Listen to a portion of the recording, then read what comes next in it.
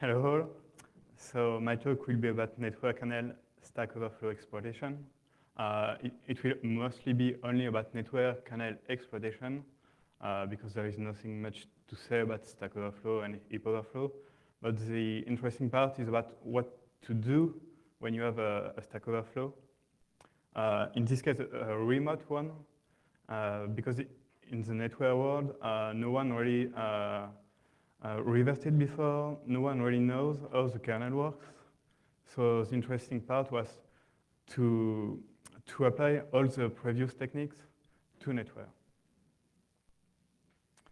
So quick overview of the talk. Quick introduction about network. What the OS is all about.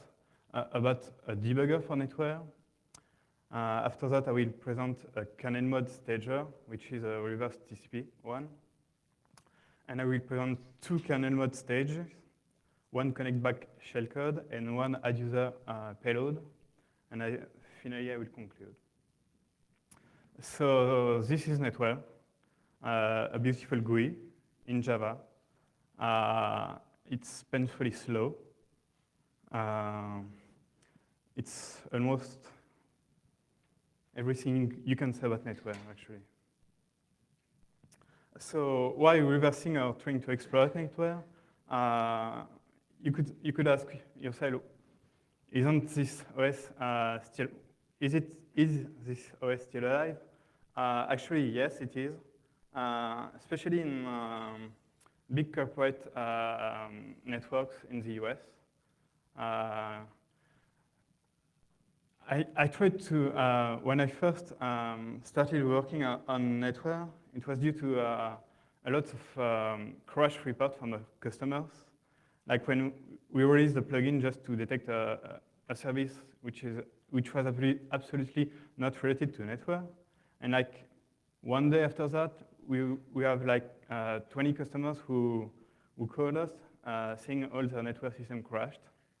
And the point was, okay, it crashed, but what can we do with that? Another point is no one published anything about reversing in network, so it was another fun part of the challenge.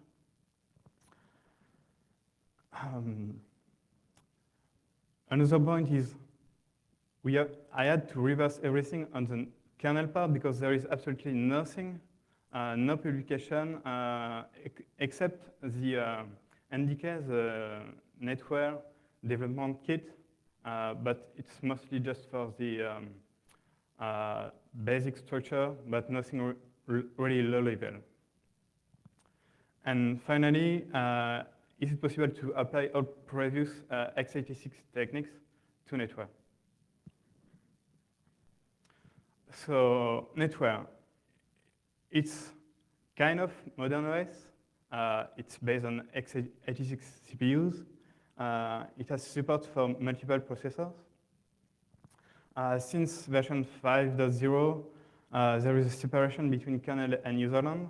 Now it's a bit old, so it's why it can be considered to be modern. There is a support for NX in the user space.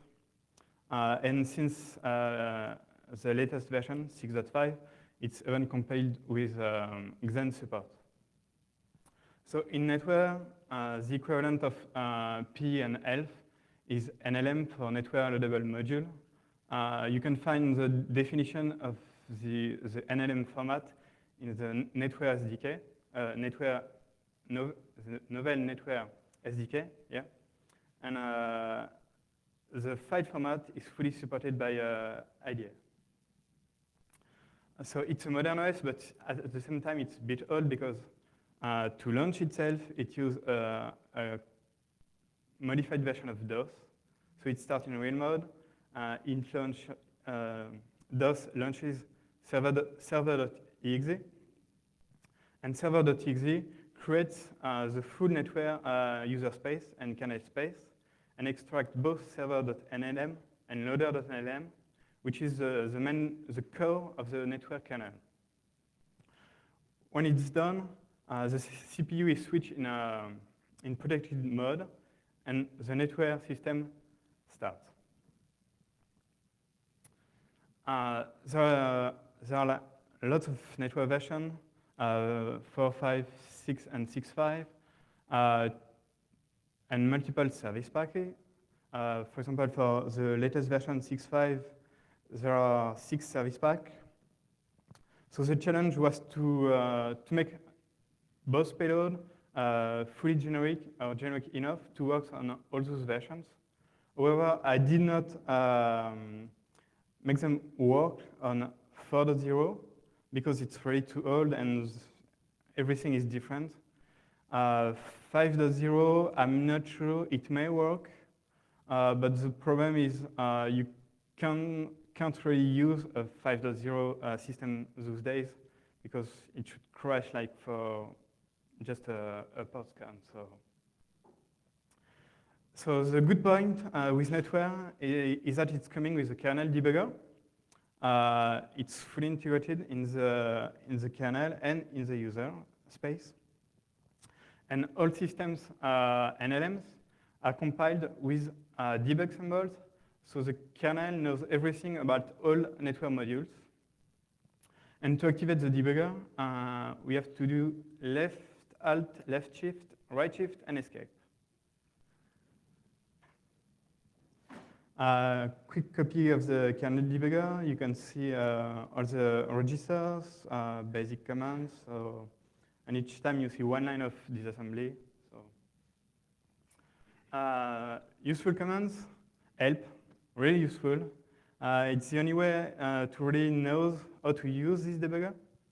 And after that, you have, I will just present 5 or 6 basic commands.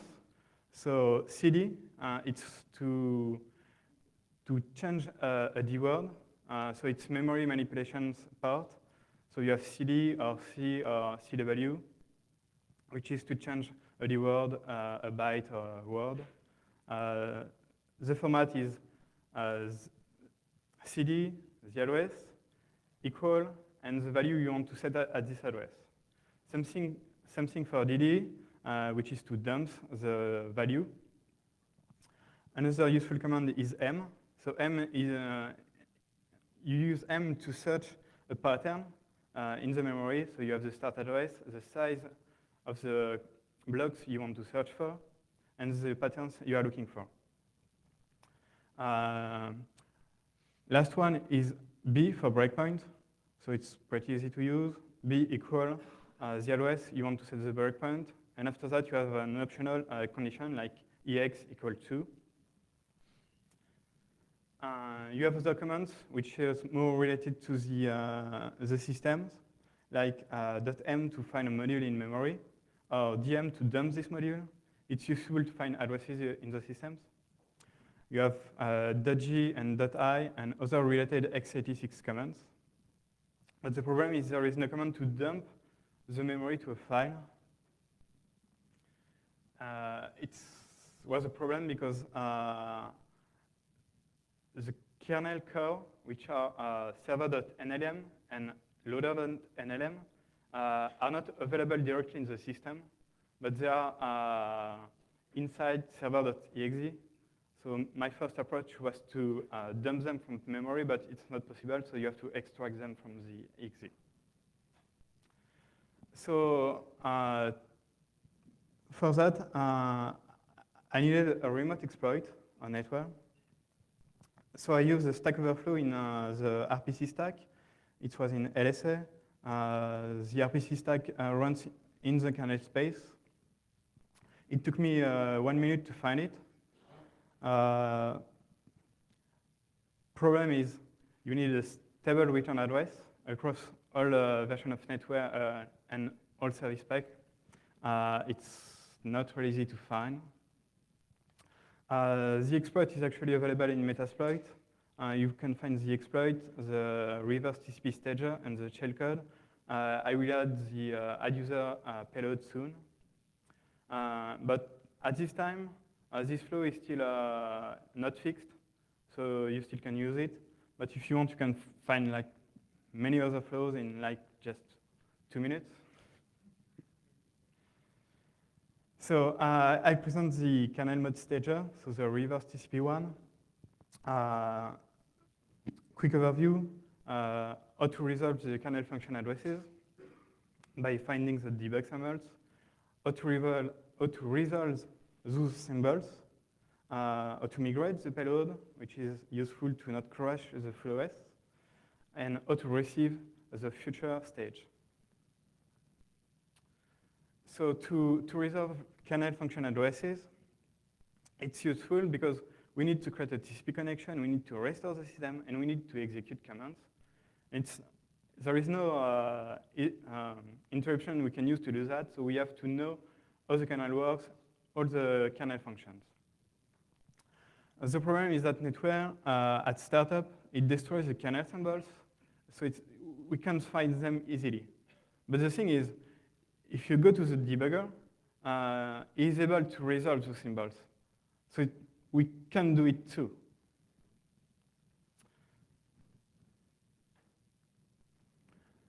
So how to do that? By reversing the kernel. So after some time, I found most information, and especially on the debugger.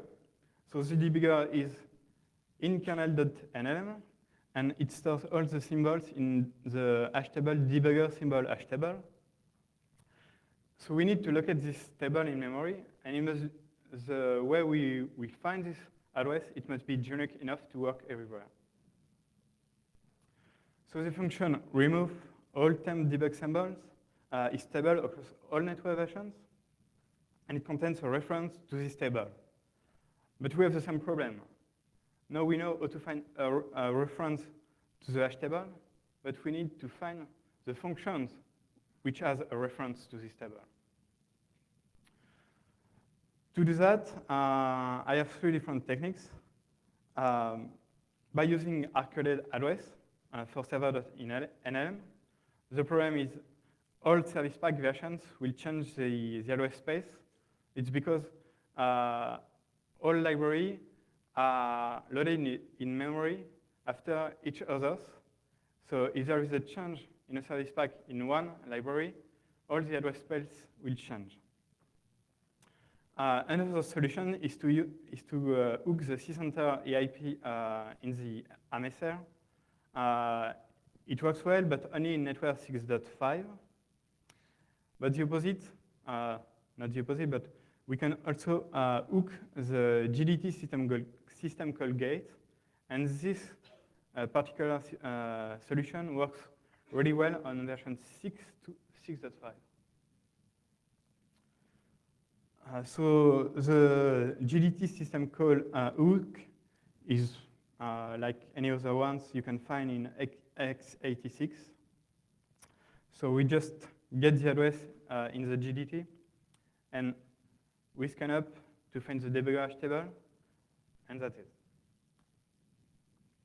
So after that, we know where the hash table with all the debug symbols is, but we need to parse this hash table to find a particular function we are looking for. To optimize that, the payload only uses function names, but not the module names, because in the kernel space, there is no conflict between 2 function names.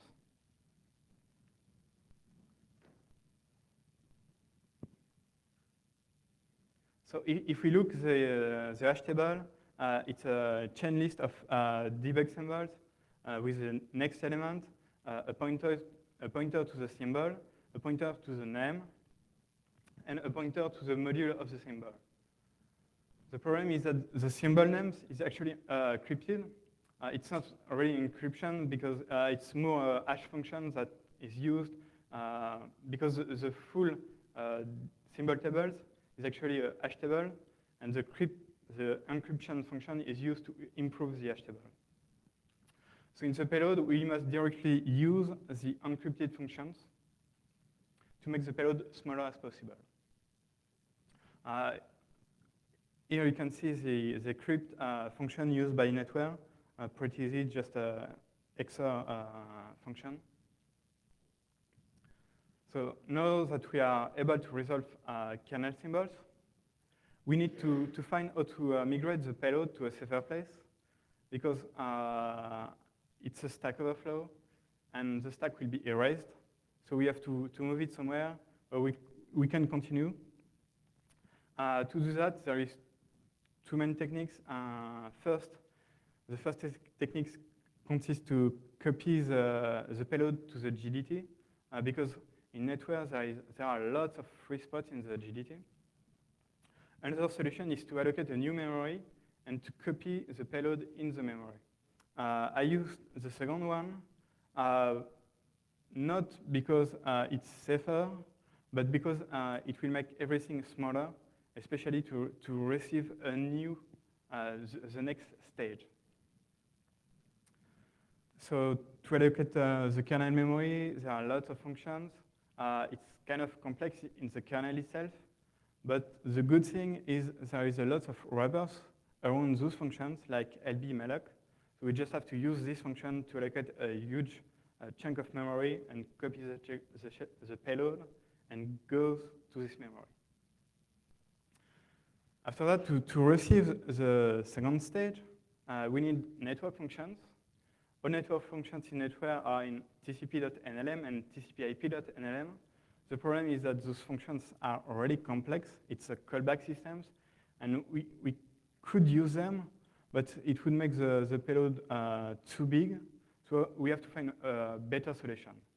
And a better solution is actually to find wrappers around those functions.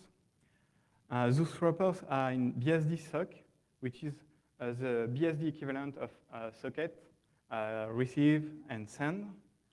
The problem is those functions are not exported inside the debug hash symbol, but there is another wrapper in libc around the BSD functions, which are itself wrappers around the kernel functions, and we can use the libc reference in the debug symbol hash symbols.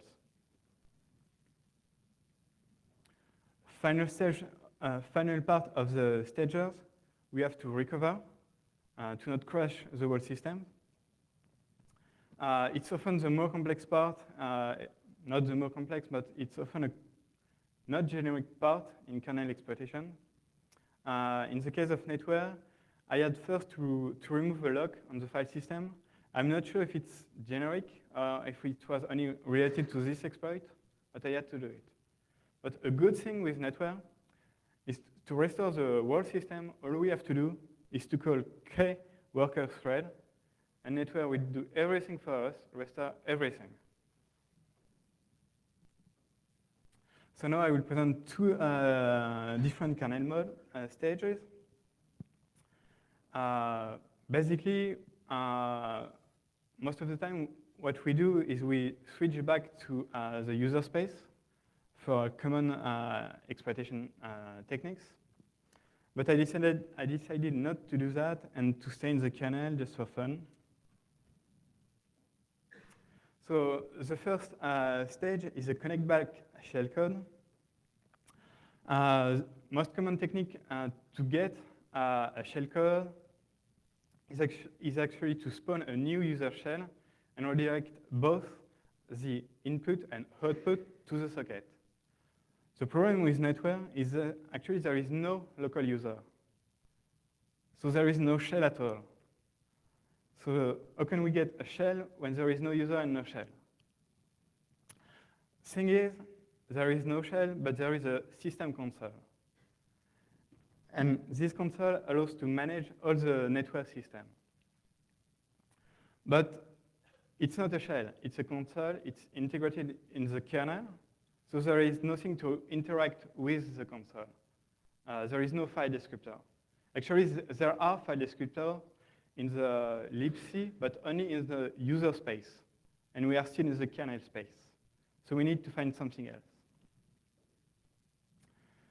Another problem with the console is that it's not a scrollable output, it's a bitmap. So we have to handle it. Like in the payload, we can handle the bitmap and convert it to a kind of scrollable output, or we can do better and create a client that will display a bitmap. I first did that in Metasploit, but it was not generic enough, so I came back to the ugly part, and the payload actually converts the bitmap to a scalable output shell. So reading the console script, after some reversing, I found the kernel functions to do that. By reversing actually the libc wrappers around everything and came back to the kernel, I found most functions to do that. So you have a get system console screen to get the main system ID, get screen size, which returns the screen of the bitmap, the size of the bitmap, sorry, and read screen into buffer to convert the bitmap into readable text. There is no new line inside it, so it has to be handled by the payload too. Writing to the console, like you got your shell, you want to send a command. It's a complex task too. And the solution I use is to inject a key code inside the console by emulating a keystroke. It's the solution, and I think the only one. And the kernel actually provides the function addKey to insert a standard key like A to Z or 1 to 3 to 9 or whatever. Except when you want to send enter, you have to use a special code that I found a reference to this in the kernel. You can find that in the paper if you want. Another problem with emulating a keyboard is that the input buffer is, there is a limit of 32 characters. So the payload has to handle that to send a special character to before each command, so we can send actually long commands if needed. So another thing is, like it's a bitmap, we want to turn it into a scalable output. So we have to know what changed. And for that, I decided to inject a special characters in the screen by using the direct output to screen function.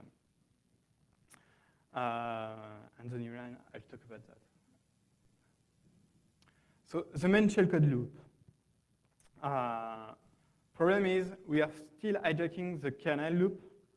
So everything we do is actually critical. And we need at the same time to be in our loop and to restore the kernel loop.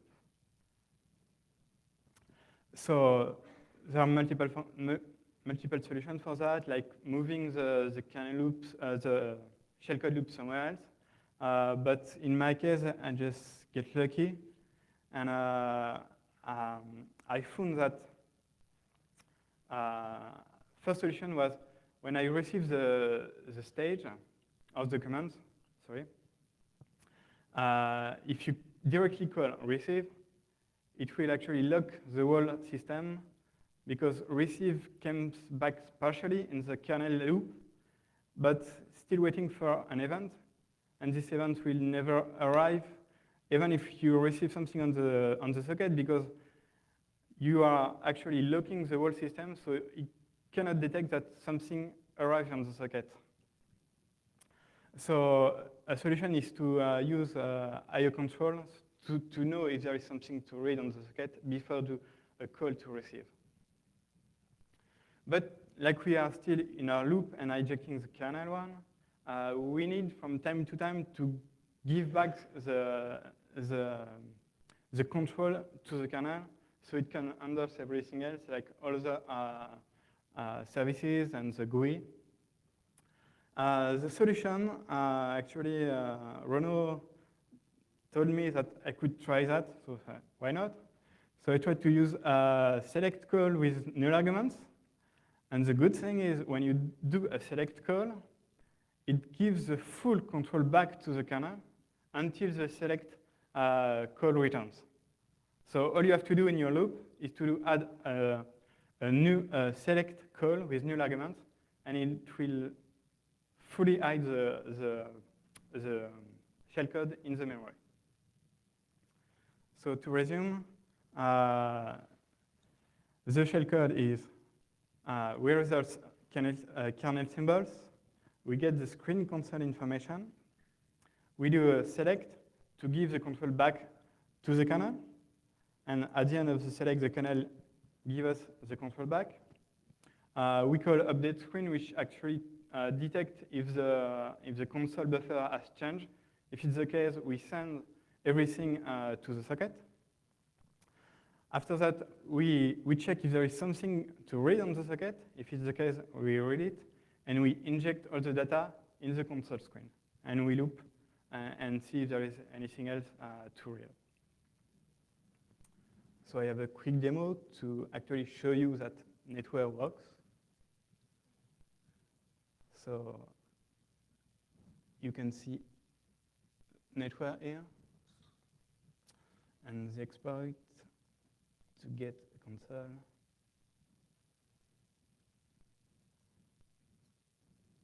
I hope it will work. It's a bit slow because it's Ruby.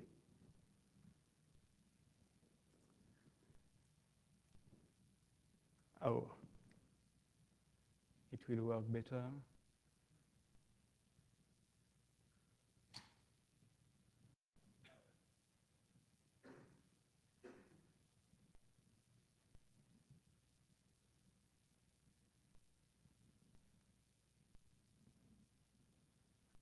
If I disable the firewall. Let's try again. Okay.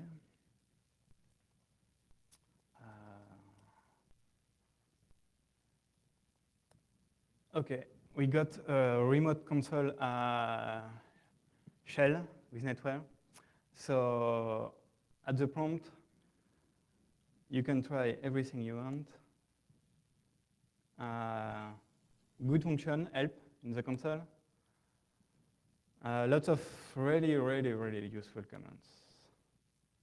If you got a NetWare console, you will be able to do nothing. So the second part is what can we do? There is something to manage NetWare remotely. It's the NetWare Remote Manager. It's a web interface. We can do everything with that. And we can even have a console through the web browser. So instead of getting a console that we absolutely don't know how to manage, a better idea would be to inject a new user in NetWare and to log on to this web interface to manage the server.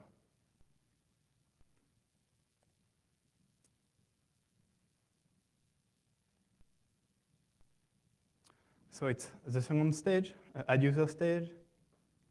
On Unix or Windows, it's pretty easy to do that most of the time. You just use add user, user add, or the net command to create a new user. On NetWare, it's really a problem because there is no user at all on NetWare. There was in version before 5.0, but since 5.0, there is no more users. So the thing is, there is no local users, but NetWare is used to manage E directory. So you have users in the E directory or the LDAP tree. So the thing is, we cannot create local users, but we may be able to add user in the LDAP directory and then manage the system through E directory. So as I said, the payload is just to create a user in the E directory tree.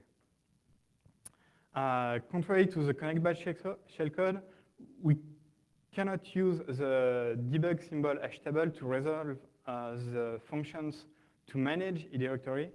And to do that, we need to resolve library function addresses. To resolve them, it's pretty easy. We just have to work inside the model list, which is exported by the kernel. It is stored in internal module list pointer. And as we know how to resolve kernel symbols, we can resolve internal module list. So we know the address of all modules. So once we have the list address, we must check each module of this list and each exported symbol list of each module to find the function we are looking for. And here we need to match both the function and the module name, because you have lots of conflict between names in different modules, like in libc or in BSD. You have the same function name, but it's two different modules. And you want to be sure you are calling the right one. So basically, it's almost the same algorithm than for the kernel symbols, except the hash is split in two parts, 2 bytes for the module name and 2 bytes for the function name. Same thing than with the kernel symbols. The module name, the function name is actually encrypted, so we have to use already encrypted hash in the payload. So when we found the right hash for the function name in the symbol list, sorry. So we know to find the good functions, and now we have to create a new user. And to create a new user in eDirectory, we must first connect to the eDirectory service, add a new user object, and grant this object supervisor rights to be admin or root, whatever you want. So the step one, connect to the eDirectory service, it could have been a complicated task, but the thing is, NetWare, there is a really cool functions to log in as a server in the eDirectory tree. So if you are locally, you can call these functions to log on in the LDAP services, and you will have full rights on all the LDAP tree. So you don't even have to authenticate to the services locally. The C code to add a supervisor user is quite simple. So you create a NetWare eDirectory context. You log in as a server, so no authentication. You allocate a new buffer. You initialize this buffer. In this buffer, you put, it's an object class type. You add a user field. It needs a surname. You can add multiple other information if you want, but you just need those basic fields to add a user. So after that, you add this user object in eDirectory. Now you need to give this user some rights to do something. So you create an SEL, and on the SEL, you give him full supervisor rights to the root tree. And when you have added those rights to this object, you must generate a password for these users. It can be achieved with generate object keeper. It's easy, it's clean, but the problem is those functions, they they need access, to a CLib context, which is a kind of libc context, and this CLib context is not available for all threads. And it's actually too complex to add a CLib context directly in the main kernel loop. Because all kernel threads do absolutely not have access to the CLib context. It would have been too easy. So the solution is a kind of injecting the payload to another process, like if you go to the user space. But in this case, we inject it in a kernel thread, another one, but with a CLib context. To do that, we need to know the structure of a thread. And especially, we have everything here is maybe not the right stuff. It's based on what I reversed in the kernel. So I think it's almost exact, but I can't be sure. So important part are the wait state flag, stack pointer, the state, and the suspend reason, and the CLib data, which will tell us if the current thread have a CLib context. So we must first resolve the process list address, where we have access to all the thread and all the process. After that, we must walk down in this list to find a thread with the CLIP context. As I told before, it's the CLIP data field. And the thread must resume shortly, because if we choose to inject ourselves in a thread and this thread never resume, we will never add a user. So the first things I tried was to get the stack pointer, replace the return address with the return address with the address of the payload, but it was not really a good idea because when your thread is suspended, it will resume not directly in the thread itself, but in the kernel context. And the kernel context will see there is a problem and will lock everything down. So a better solution is actually to rely on the use of Java in mostly, I would say, 50% of the NetWare processes and services. And you can even find kernel drivers that actually use Java. Why Java? Because I'm not sure why, but on NetWare, almost all Java processes generate a lot, but really a lot of exceptions. Like if you try to check in 6.5, you put breakpoints on the page fault exception handler, it will never stop. Like it's crazy. So we need to find a thread with a CLIP context, which is a driver, because all kind of threads don't have CLIP context.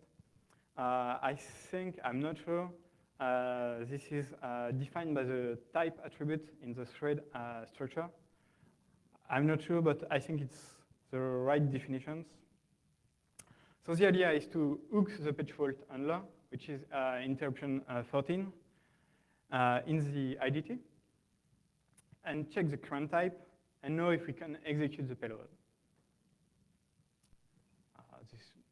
It's actually to hook the IDT. So the code stores the current interruption 14 address, replaces it with the payload address, and gives back execution control to the kernel by calling the worker thread function. When a thread generates page fault exceptions, the new interruption 14 handler, which is our payload, is called. Our payload check if the thread, if the current thread has a CLIP context and is a driver. It's pretty easy to know the current thread with the current thread kernel function. So if the thread is not good, we goes back to the original page fault handler. Else, it's time to restore the original one, execute our previous add user code, and give back control to the interruption 14.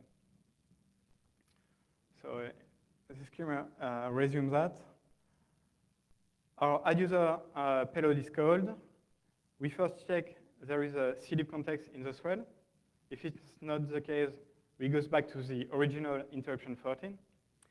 Else, if our thread is a driver, so type 3, we continue. Else, we go back to the original one.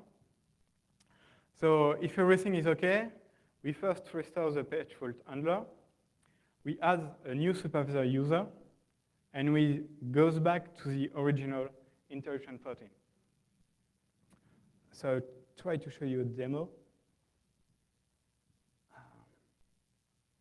So if we check in NetWare, let me check the user first. REcon, OK. So if we try to log on as REcon,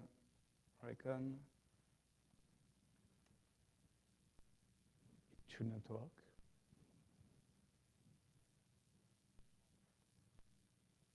Okay. Oh, loading.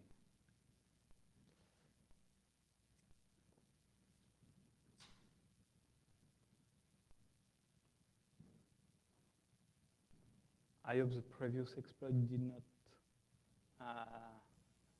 Okay, here we go. So we cannot log on with REcon, so we try the exploit.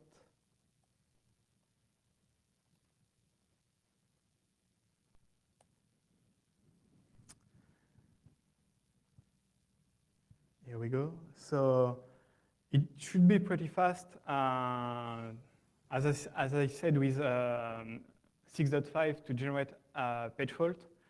But with 6.0, it's a bit more slow. So we have to wait like 1 or 2 seconds. But in this case, it will be OK.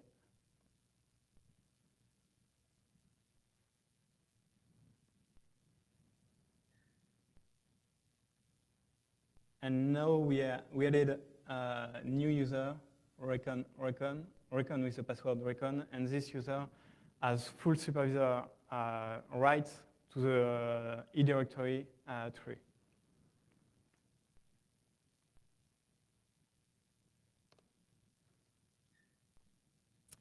So to conclude, a full kernel exploitation in NetWare is not too difficult. It just takes time to understand everything about how the kernel works. In the case of NetWare, it's more reliable to exploit everything in the kernel than in the user land, especially due to return addresses, because it's really difficult to find a stable one. What needs to be done? Create a complete framework for exploitation with bind stager and command execution stage. I'm not planning to do it right now. I'm not sure it's really useful. Another fun thing I tried to do, actually, if you remembered, I said that the kernel itself is loaded in memory by using DOS. So the thing is, I tried to create a new stage to actually inject myself in the DOS, which is still in memory somewhere. It's pretty easy to find it. I tried to do that and to, at the same time, change the BIOS code, which can be found in memory too, and then came back in real mode. So we would have been totally hidden from the kernel. It first worked. I was able to do that, go back in real mode. But the problem is when you're in real mode, it's kind of difficult to debug everything. And I stopped at this point. Because I never was able to, after I came back to real mode in DOS and with the BIOS, I never was able to come back in NetWare, actually. So that was pretty useless. So that's all. If you have any questions.